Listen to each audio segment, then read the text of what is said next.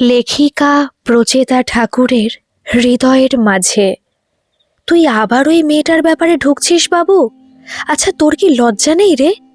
ছেলে সাত্তকীকে ঝাঁজিয়ে বললেন সুমিত্রা দেবী। মা, আমার কিচ্ছু করার নেই, উনি একলা মানুষ। এই বিপদের দিনে। হ্যাঁ হ্যাঁ, বিপদের দিনেই তোর কথা মনে পড়ল, অথচ সময় থাকতে মেয়েকে কিচ্ছুটি বলেননি উনি। ছাড়, যা ভালো বুঝিস কর। মায়ের ফোনটা রেখে ব্যালকনিতে কিছুক্ষণ চুপচাপ বসে রইল সাত্তকী। আজ সকাল থেকে বেশ বৃষ্টি হচ্ছে শহরে। ভেসে যাচ্ছে অলিগলি থেকে শহরের পথঘাট। খবরে বলছে ভারী নিম্নচাপ সামনের কদিন, ভারী বৃষ্টির আশঙ্কা। গাড়িগুলো ভিজে ভিজে এগিয়ে চলেছে যার যার গন্তব্যে। লাল নীল আলোগুলো মিলিয়ে যাচ্ছে একটা সীমারেখায়। এদিকে ওর ফোনটা পেয়ে বর্ধমানের বাড়িতেও নিশ্চয়ই শুরু হয়ে গেছে প্রবল ঝড়ঝঞ্ঝা। এই মুহূর্তে যে ওর ঠিক কী করা উচিত অনেক ভেবেও বুঝে উঠতে পারছিল না সাত্তকী। ঝগড়া ছিল, মতানৈক্য ছিল ঠিকই, কিন্তু একফালি ভালোবাসাও কি ছিল না? শহরের সিক্ত পথঘাট, অলিগলি, বৃষ্টির প্রতিটি ফোঁটা জানে ওদের ভালোবাসার গল্পগুলো। হতে পারে সে কোনো এক সময় ভালোবাসার মানুষ ছিল, তাই বলে এত বড় বিপদের দিনে একবারও কি গিয়ে দাঁড়ানো যায় না তার আর তার বৃদ্ধ বাবার পাশে? আলোর বাবার অসহায় কণ্ঠস্বরটা তখনও বাজছিল সাত্তকীর কানে। সত্যিই তো, ওদের তিনকুলে পাশে দাঁড়ানোর মতো কেউ নেই। মেয়াদ ফুরুলে হয়তো সম্পর্কটার দায় থাকে না ঠিকই, তাই বলে মানুষটার প্রতি সব দায়িত্ব মুছে ফেলা কি সত্যি এতটা সহজ?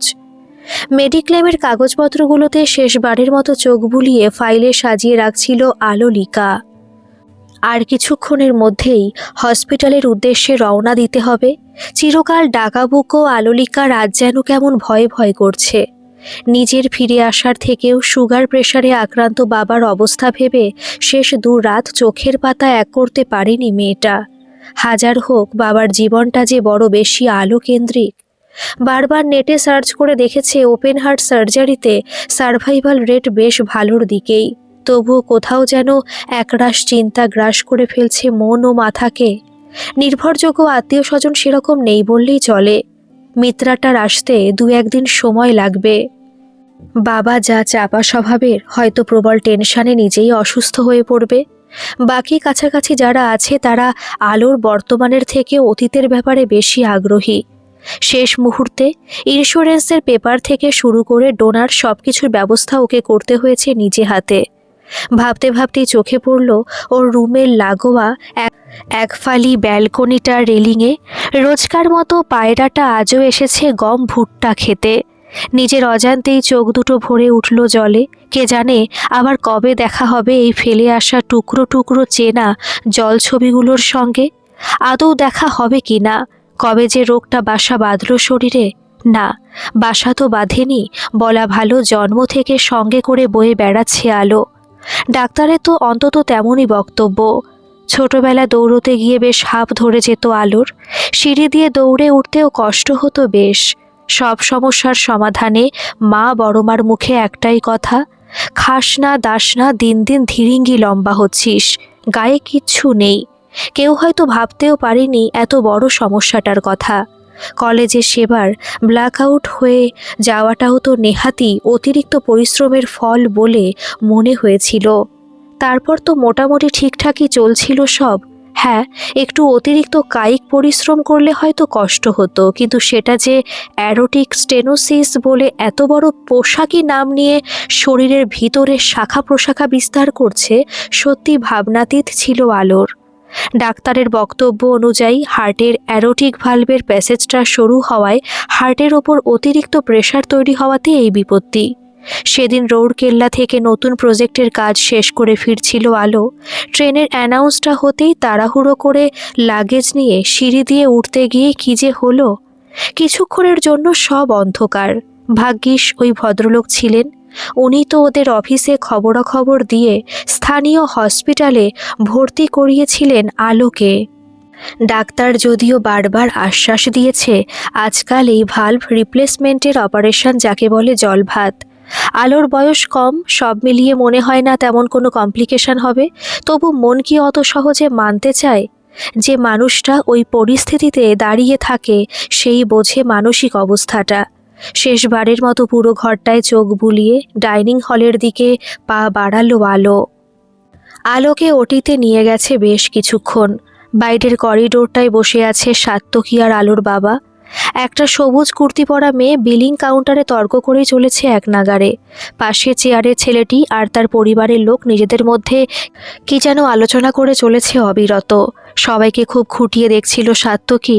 সবাই আজ বাড়ি ফিরবে সময় মতো, কেউ এক বুক আনন্দ নিয়ে, কেউ একরাশ হতাশা নিয়ে। নিজের ভিতর একটা তীব্র অস্বস্তি অনুভব করছিল সাত্তকী। কিছু খাবেন বাবা? কথাটা বলে একটু অপ্রস্তুত হয়ে গেল সাত্তকী। আলোর বাবাকে ঠিক কি বলে ডাকা উচিত ওর? আগে তো বাবাই বলতো, তবে এখনও কি সেটা ডাকা ঠিক হলো?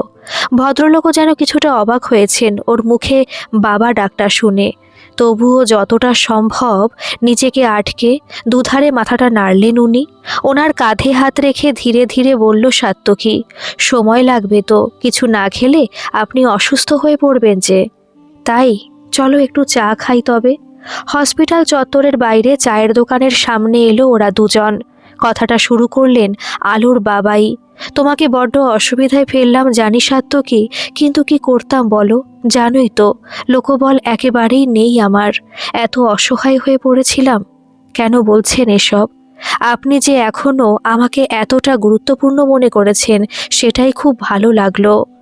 গুরুত্বপূর্ণ কিনা জানি না, তবে কাছের মানুষ মনে করি। তোমরা আজকালকার ছেলে মেয়ে, আজ ভালোবাসা হলো একসঙ্গে থাকলে কাল ইগোর লড়াই তো খসখস করে কাগজে সই করে আলাদা হয়ে গেলে। কিন্তু সম্পর্ক কি অতই ঠুনকো বাবা? সমস্যা ছিল অনেকটাই। আলাদা হওয়াও হয়তো অত সহজ ছিল না, তবু আলাদা হয়ে গেলে।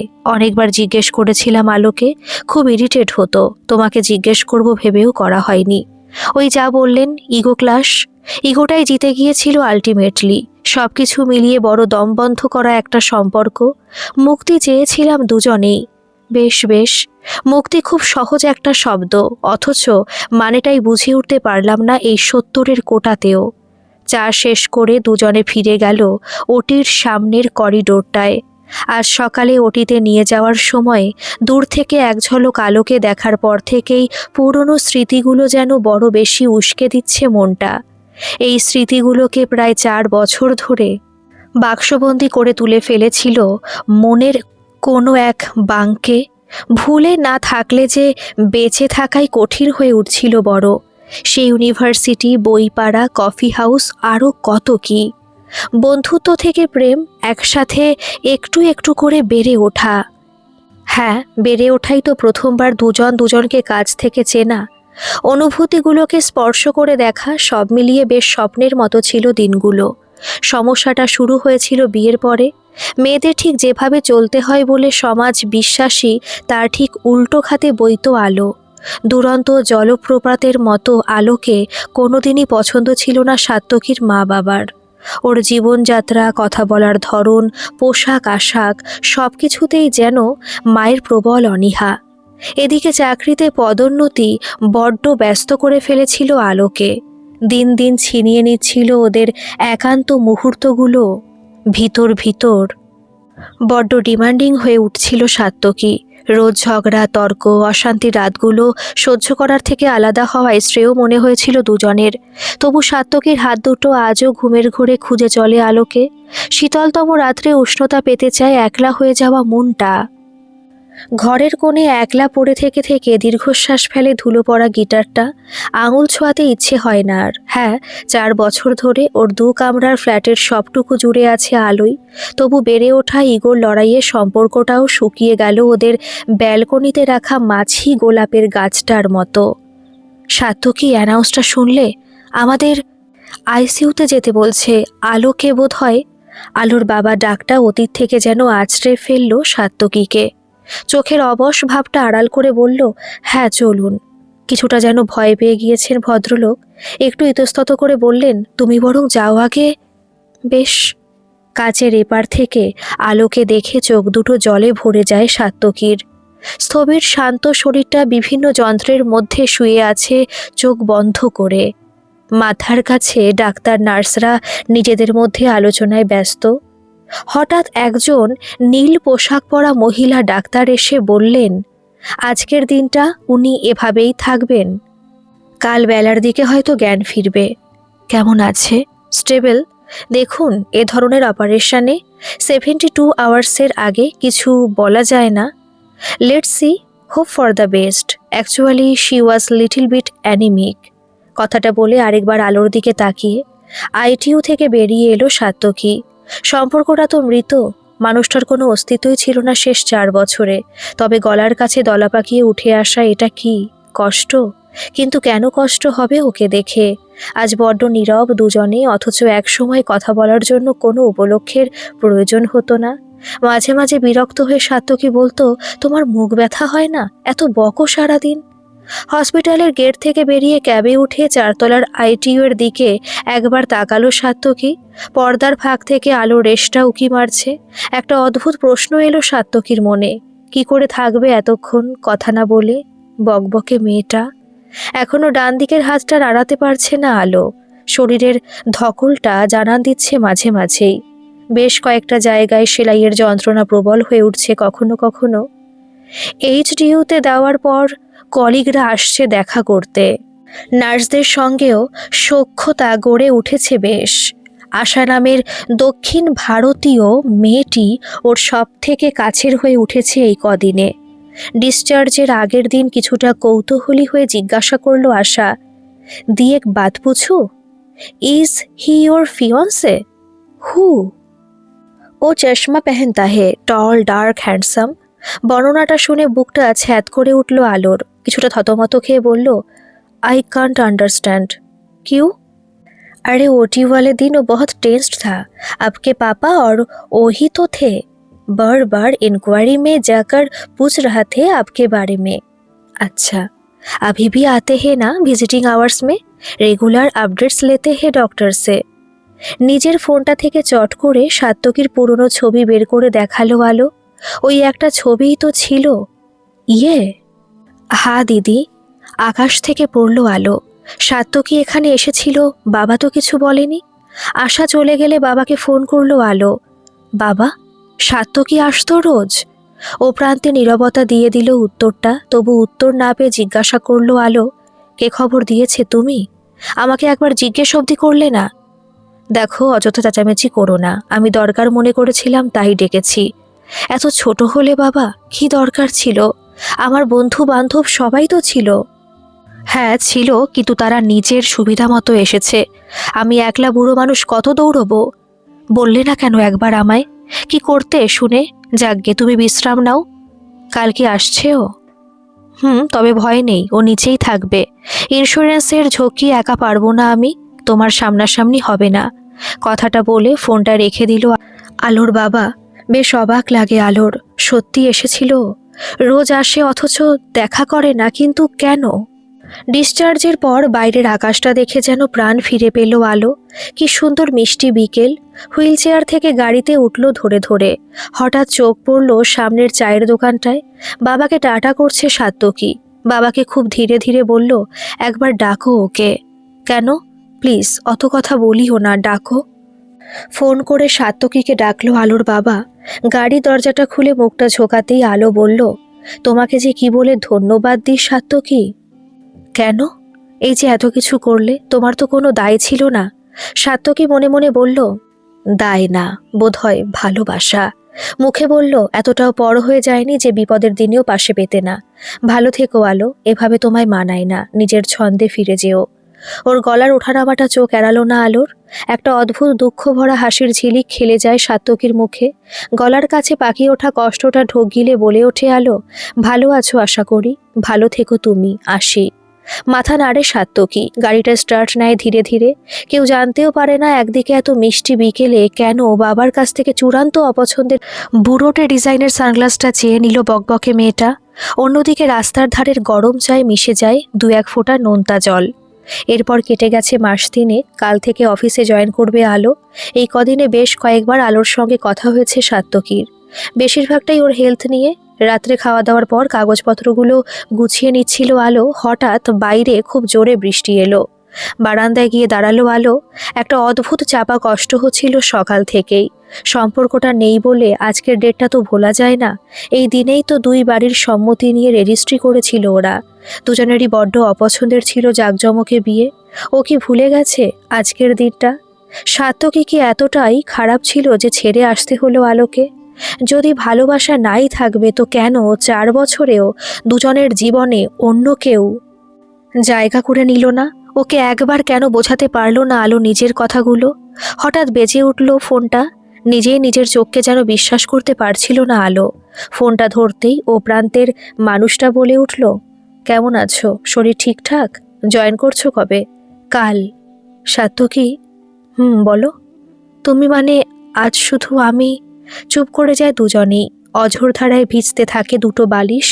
সব নীরবতা ভেঙে সার্থকী বলে ওঠে, পারো না আরেকবার আমায় ক্ষমা করতে? ক্ষমা চেয়ে আমাকে আর নাই বা ছোট করলে? ভালো থেকো, খুঁজে নিয়ে অন্য কাউকে যার সঙ্গে ভালো থাকতে পারবে। পারবো না ভালো থাকতে, বিলিভ মি। জানো, তুমি যখন ওটিতে ছিলে আমার ওই সময় টেনশনটা বলে দিয়েছিল আমার মন কি চায়। আমি চাইতাম তুমি সুস্থ হয়ে ওঠো। পরক্ষণেই মনে হতো রোজ এই যে ভিজিটিং আওয়ার্সে কাচের আড়াল থেকে দেখা হওয়া, এটুকু আমি আর পাবো না।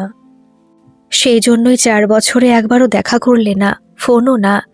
তুমিও তো চেয়েছিলে আলাদা হতে। একবার আটকাতে পারলে না আমায়? বলতে পারলে না যা সমস্যা সেগুলো সাময়িক? এত ইগো তোমার? কিছুটা থেমে আবার জিজ্ঞেস করে, সার্থকী, ভালোবাসবে আরেকবার? পারবো না। তখন তো ছেঁড়া ফাটা দিল নিয়ে অত ভালোবাসতে। এখন তো সব রিপেয়ার হয়ে গেছে, তো কেন পারবে না? বেশ ঝগড়া করার মতো করে বলে ওঠে সার্থকী, ডোন্ট টক লাইক অশিক্ষিত। ছেঁড়া ফাটা দিল, গিভ মি এ ব্রেক। হেসে ফেলে দুজনেই। অনেকদিন পর ঠিক সেই ইউনিভার্সিটির রাতগুলোর মতো রাতটা ফিরে আসে দুজনের জীবনে। সেই যে হাজার হাজার মান অভিমানের পর কথা বলতে বলতে ভোর হয়ে যাওয়া, তারপর চোখ কচলাতে কচলাতে একটা মিষ্টি ভোর দেখা। এই ভোরটার সঙ্গে শুরু হয় নতুন একটা অধ্যায়ও, আবার একসঙ্গে স্বপ্ন দেখার অধ্যায়। ততক্ষণে বৃষ্টি থেমে অল্প আলো উকি দিচ্ছে ঈশান কোণে।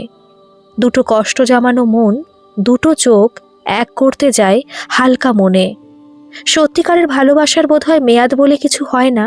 পরিস্থিতির চাপে, ভুল বোঝাবুঝিতে একটু ধুলো জমতে পারে। দরকার শুধু এক পশলা বৃষ্টির। শুধু অলিগলি নয়, মনে জমতে থাকা সব মান অভিমানের ধুলো ধুয়ে আলো ফুটে ওঠে মনের কুঠুরিতে। গল্পটি কেমন লাগলো অবশ্যই কমেন্ট করে জানাবেন। আর ভালো লাগলে একটা সাবস্ক্রাইব করে আমার পাশে থাকবেন। ধন্যবাদ।